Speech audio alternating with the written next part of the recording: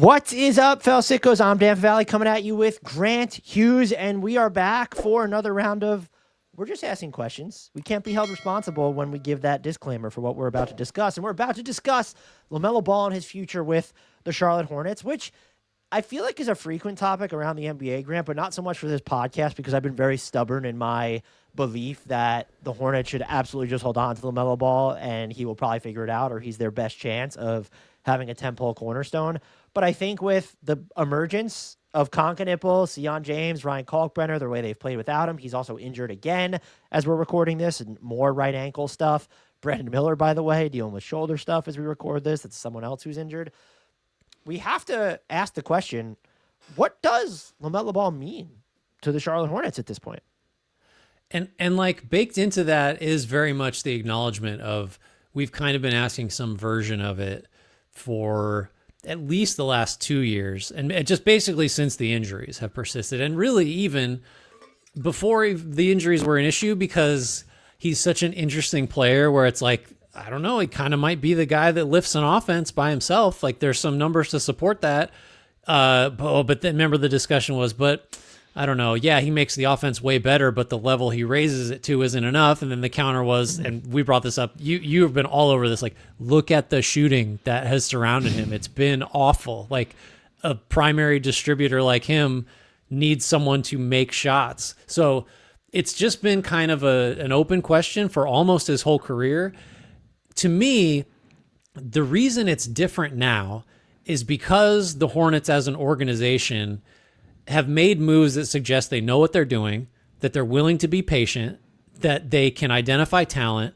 And just the result of that is there are more bright spots on this year's team, especially among the rookie class, than there have been in I don't know, most of Ball's tenure, right? So there's some new circumstances. The constant, though, is LaMelo Ball has good numbers and juices the offense and is hurt. So it's kind of like we're in the same place, but there are some key differences, right? So maybe the place to start is just to answer that question. Like, what is the rookie class and Charlotte's behavior in particular over the last couple of years since the new ownership and management structure took power? How does that change the LaMelo Ball discussion?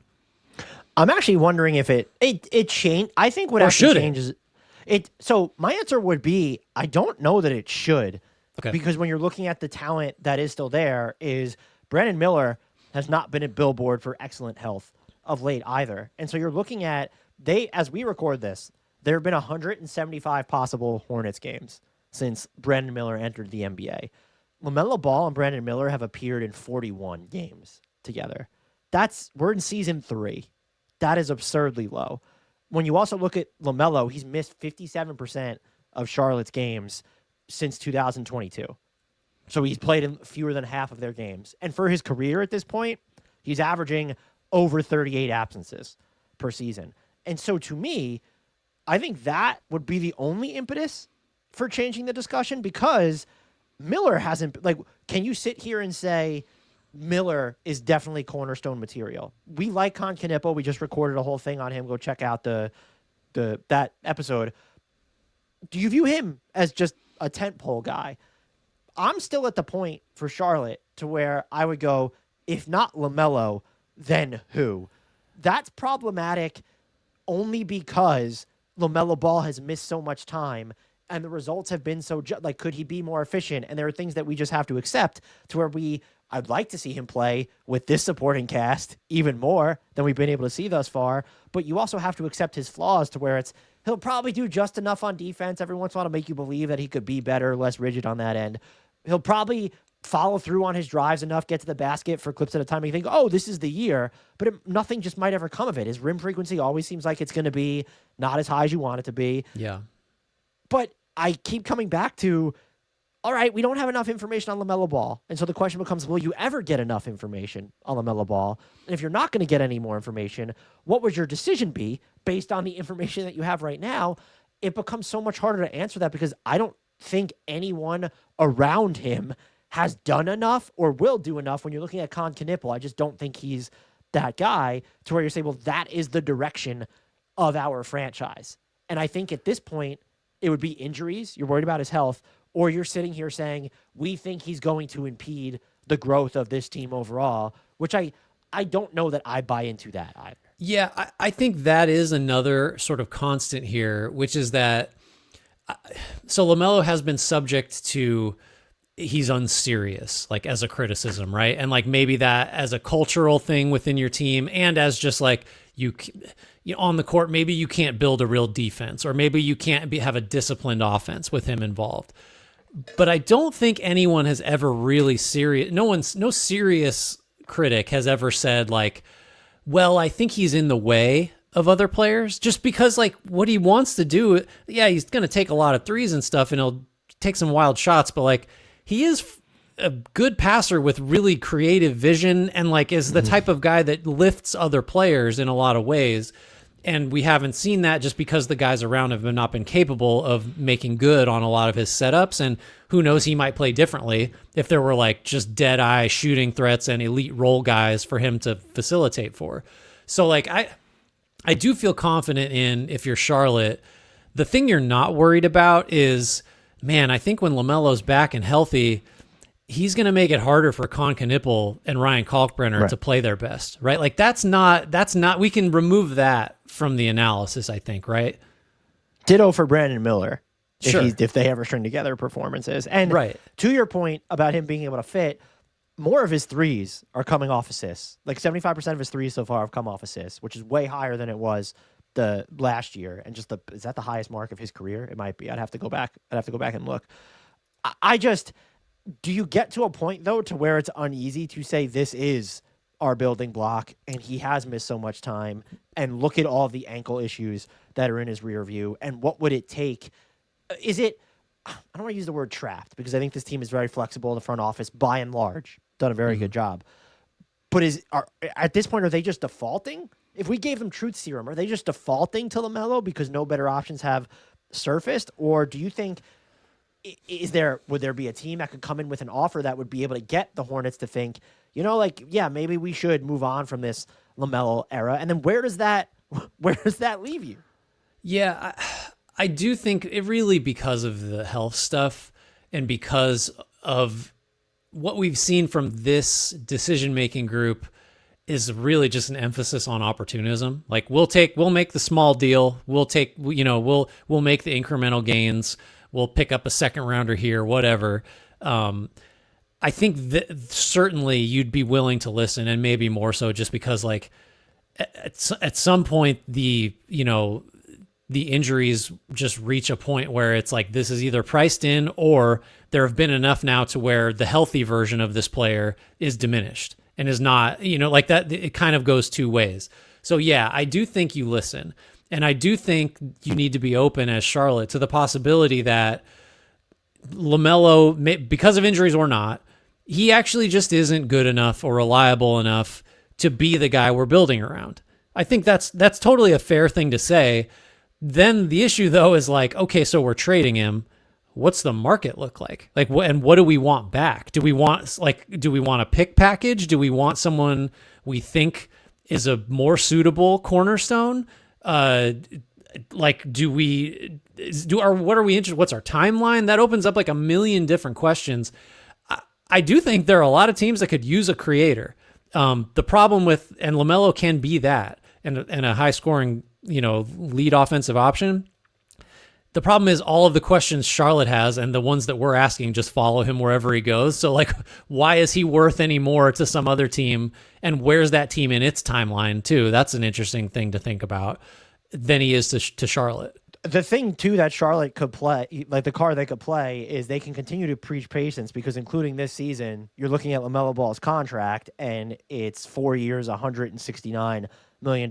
Runs through his 2028, 2029 season, at which point he'll be, I think that's his age 27 campaign. So it would almost take a bowl over offer. And what you had said really resonates to where what other team would give Charlotte enough for them to feel good about trading LaMelo Ball while also feeling good about acquiring LaMelo Ball? Because if the questions are, can he drive winning, is a team like the Pistons going to view him as the perfect complement to Cade Cunningham? Is a team like the Rockets going to come in and say, we're going to give you a bunch of stuff because we really need someone to drive a different version of this offense than the one that we're playing right now. Those are two destinations that would be highly intriguing for LaMelo Ball. But if you're Charlotte, the cliche would be LaMelo Ball can't be considered untouchable. If someone bowls you over with an offer, I think you have to consider it. At the same time, I don't know for people that want the Hornets to trade LaMelo Ball, you run into a similar issue with Trae Young in Atlanta. It's what is the team that is coming in and like giving you all of this stuff for LaMelo Ball? And even in Charlotte's case, it's harder to make that decision than if it was Ja Morant in Memphis, where Jaren Jackson Jr. is waiting there. In Atlanta, where Jalen Johnson's there if you decide to move from Trae. For the Hornets, we like Concanipple. I still like Brandon Miller, but I don't feel like you can't just – if you're picking a player on this team that has the best chance of being the face or the driving force of a really good team, it's still LaMelo Ball. Yeah. After all these years, after all these concerns, after all these flaws. I think that's right, and I think Young is a good analog, although because of the length of Ball's contract, he's even more. This is an even bigger concern for him. Like, it's not the same thing as like, okay, well, I don't know, Desmond Bane got this. Like he got this for the Grizzlies. Like Bane is not someone you add to your team and he fundamentally changes how you play and fundamentally affects the players you put around him. Right? He's a high end role playing guy. It doesn't require you to make a bunch of changes or like have the deep questions of like, what's our identity now? I think if you have LaMelo Ball on your team on the court, like he's going to be a high usage player and you're going to have to insulate him defensively. And you're going to have certain types of guys. Like you don't trade for LaMelo Ball and say like, you're going to play the Desmond Bane role. Like, cause he sort of could, he could just be like a high volume 3-point shooter, but he's not a good defender, or at least he hasn't been.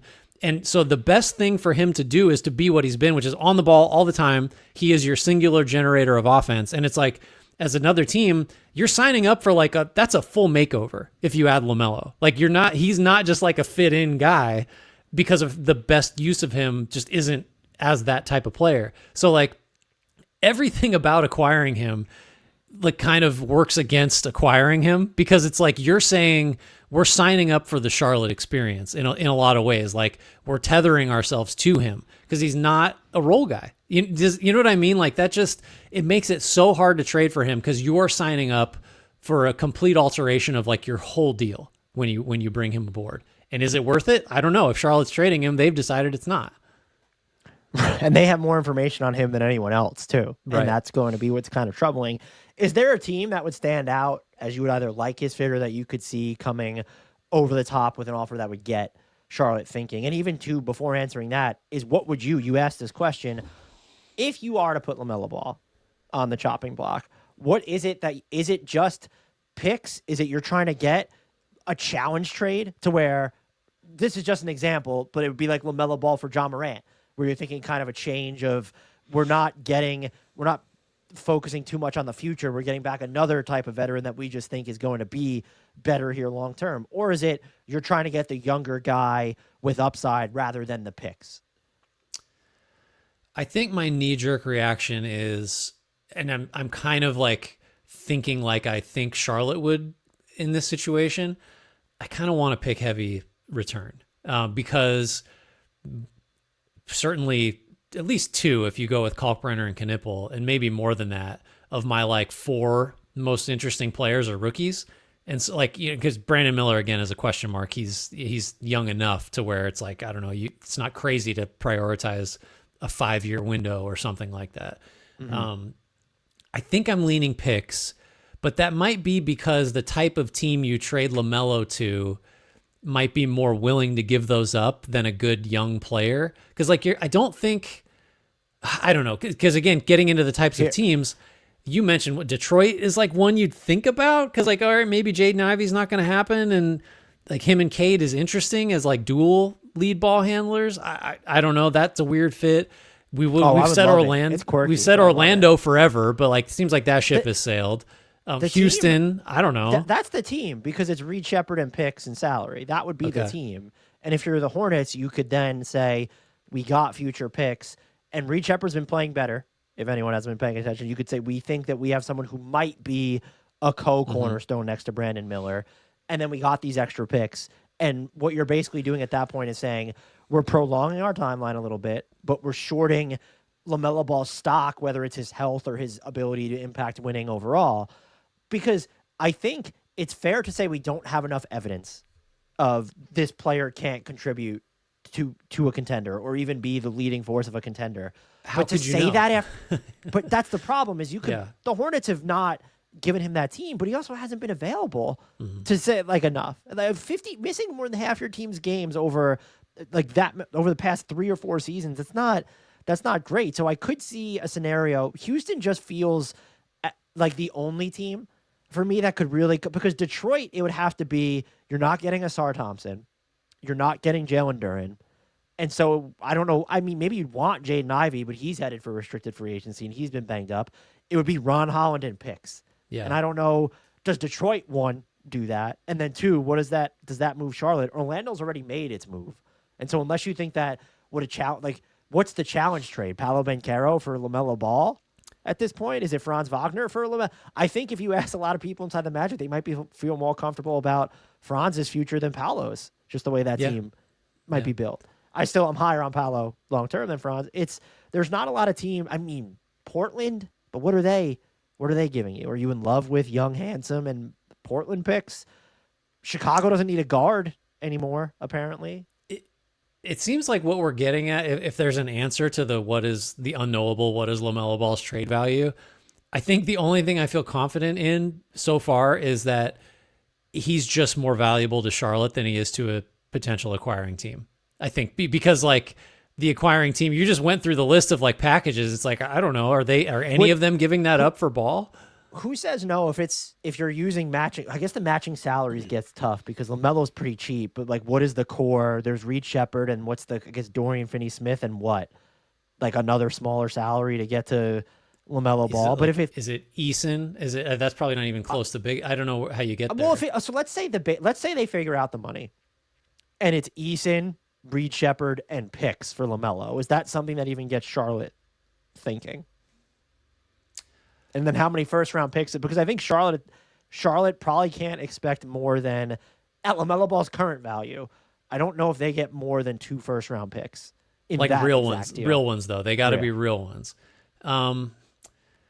Shepherd, I mean, from Houston's perspective, Shepherd is not the same as LaMelo, but it's kind of similar where it's like, I don't know. It might be in there. It might not be. We've seen indications of both. That's an interesting offer. If you're Charlotte, I don't think you can feel good about Shepherd having a better chance at being a cornerstone than LaMelo. Is that crazy to say, even with the injury stuff? No, I don't think that's crazy to say. I don't, because LaMelo's played at like an all-star-ish level several times. And Reed Shepherd didn't really. This is his rookie season, basically. Right. When you look at how much he played last year, you don't know a lot about both, but for different reasons. Now, so we've established, I would agree that he's more valuable to Charlotte than any other team. We didn't forget anybody. Who would be the team that would just come in and give it all up for LaMelo? It's not. I mean, he'd be fun in Toronto, but what is? Well, let's go the other way. Like, is Washington like looking to add someone to make all their other young players better? Well, let's like look at the bad teams. Like, does Brooklyn want a point guard? Do they have any? Like, what are the? Although Brooklyn could build if Charlotte wants picks, they could give them one of their 80 first-round prospects from this year's draft, 1 or 2 of those guys, and just picks. And Brooklyn says, "We're tired of not being relevant. People will be interested in LaMelo. We don't own our pick in 2027." I could see some. I think maybe I don't know. It's weird. Like a middling team has no interest. It's the bad ones and the good ones that need a point guard. Like there's no like. Go ahead. Here's an interesting. I guess it is a challenge trade, but it would have to be LaMelo to Toronto for, I'm assuming, Colin Murray, Boyles, picks, and then is the salary Emmanuel Quickley or RJ Barrett? Like that's the framework. It's got to be a lot of picks, I think. And LaMelo would really change how Toronto plays, I think, and maybe for the better, at least on offense. There's just something if him, Barrett, and Brandon Ingram are all on the same team. just weird, right? Like that's just like kind of objectively weird. Yeah, I mean, not to short circuit the discussion, but like I think LaMelo, he's listed as probable. We're recording this on a Friday against Milwaukee. I think you're going to need to see him play for both for Charlotte and both for everybody else. We need like a month. No, but if you're Charlotte, he could play his ass off for the next month, and I don't know that it's going to fundamentally change how we feel about his value to the Hornets versus what it is to the rest of the league. But if you're Charlotte, how much longer do you wait to say these direction things are never this cut and dry, but how much longer do you wait before they're probably already thinking about it, but how much longer do you wait before you kind of internally decide the moves we are making from here on? Not that they've tailored so much around LaMelo Ball, but we're making these moves independent of knowing LaMelo Ball is going to be here, or that we're not going to trade LaMelo Ball. In other words, it's like how much longer, maybe they aren't operating this way, but it seems like they are. How much longer do the Hornets think and function and work as if LaMelo is the guy, like one, around whom they're basing all their decisions? Is that a different version, or is that like kind of what you're asking? It's kind of what I'm saying, but it's also, I don't know that they've done anything to this point that really, who have they passed on, or what move they're they not made like where it said, yeah, if anything, with the number of guards that they had on this roster to begin the season, you could almost wonder, were they planning around LaMelo Ball missing a bunch of times? Well, smart management, which they have, like that was correct. They've been proved correct already. I mean, so I guess because of the fact that we're having such a hard time assessing his value, assessing the types of teams that should want him, assessing what Charlotte would even be interested in, isn't the answer like, I think Charlotte is willing to wait at least through this season? Like, so if he comes back and, like you said, he plays great and you get a bunch of information, maybe by the end of the year, you have answers to the questions we haven't had answers for so far. And if you get more of the same where he's out again with an ankle injury, I think at that point at the end of the year, because if he gets hurt again, you just sort of can't trade him because who's going to want him?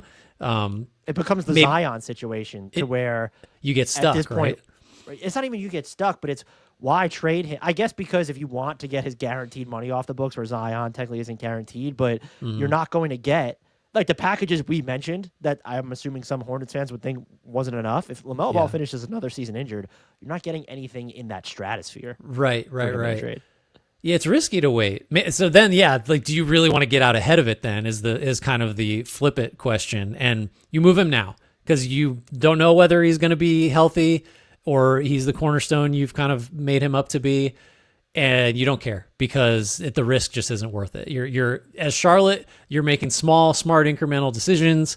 You're not in the business of like hanging out for another couple years while you wait for this like maybe not transformative player. I don't know. I could see them thinking that way. If you're really risk averse and it's just like the risk we're willing to accept is we moved on too early, as opposed to the risk of holding on to him and he just sort of puts you in like a holding pattern for 2 more years. Maybe that's the way to think of it. This is a cop-out answer. I think you wait until it's convenient not to wait anymore. And by what I would mean by that is they just need to reevaluate this year over year if they go to the draft lottery again this year, where do you land with that? Like, do you think that you can get, or has Brandon Miller been healthy and finished the season like, doing a lot of on-ball stuff. The passing got even a little better. We think he could be between him and Concanipo and whoever we draft. I also, the thing that we haven't factored in is what is the urgency factor for this franchise? Because the front office has been smart, but we know that the long game has its limits. And, Concanipo looks great. This rookie class, with the exception of Liam McNeely so far for them, really good. We don't know what Miller is. Tijan Salon looks like the wrong pick. What pressure are they? How much longer are you giving this? Again, I think that they've taken the smart approach. That only lasts for so long, though. Like, the ownership is only going to sign off on that for so long. The front office is only going to want to schlep through this phase for so long. And so I'm curious to see after this year, because neither of us would. I mean, if they were fully healthy, it's different. We didn't have them as a playoff team. Like, they could maybe sneak into the back end of that play-in territory. I'm very just curious to see what's the urgency after this. LaMelo Ball will still. I'll be shocked if LaMelo Ball isn't on the Hornets to finish this season. But I'm just very curious as well, if you're in the draft lottery again, what is the level of urgency you're approaching the offseason with to get better? And if you're trying to get better, LaMelo Ball has to be a part of that vision, no? It's not, we're going to get better by trading LaMelo Ball.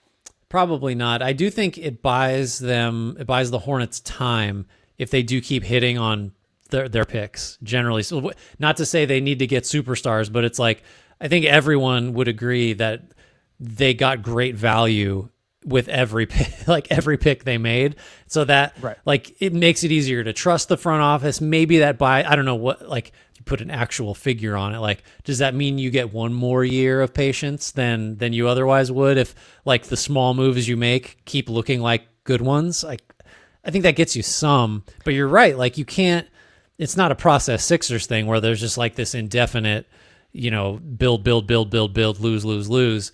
I think that's never happening again. Like I think if you're even for Charlotte, it's like maybe there's 2 more years before it's like, guys, do something.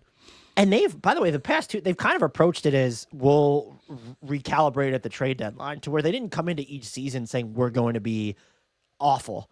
They made moves at the trade deadline because they understood the specter of their team with the LaMelo injury, so they started moving off of guys. Mm-hmm. Is that going to be what happens this season? Or like they've been frisky without LaMelo, and so that's what's also intriguing part of all this.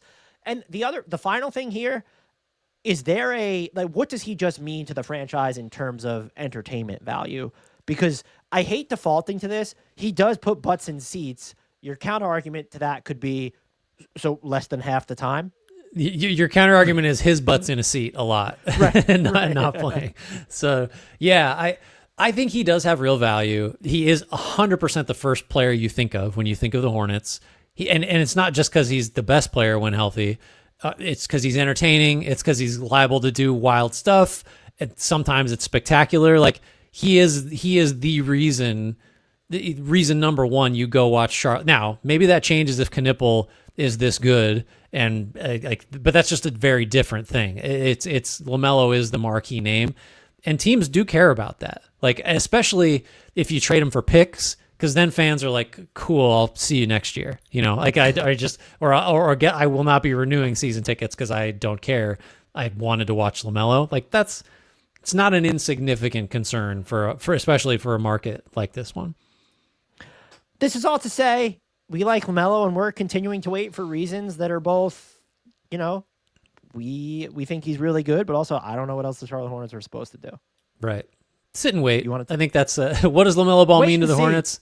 Don't know. 30 minutes. That's why we're just minutes later. We think that the Hornets should hold serve with LaMelo. But look, the ESPN report came out that people are wondering when he's going to come on the market. If I just don't see a path to where it makes sense to moving him right now. Not yet, and maybe I'm just blinded by what I think is going to still be an all-NBA player at some point.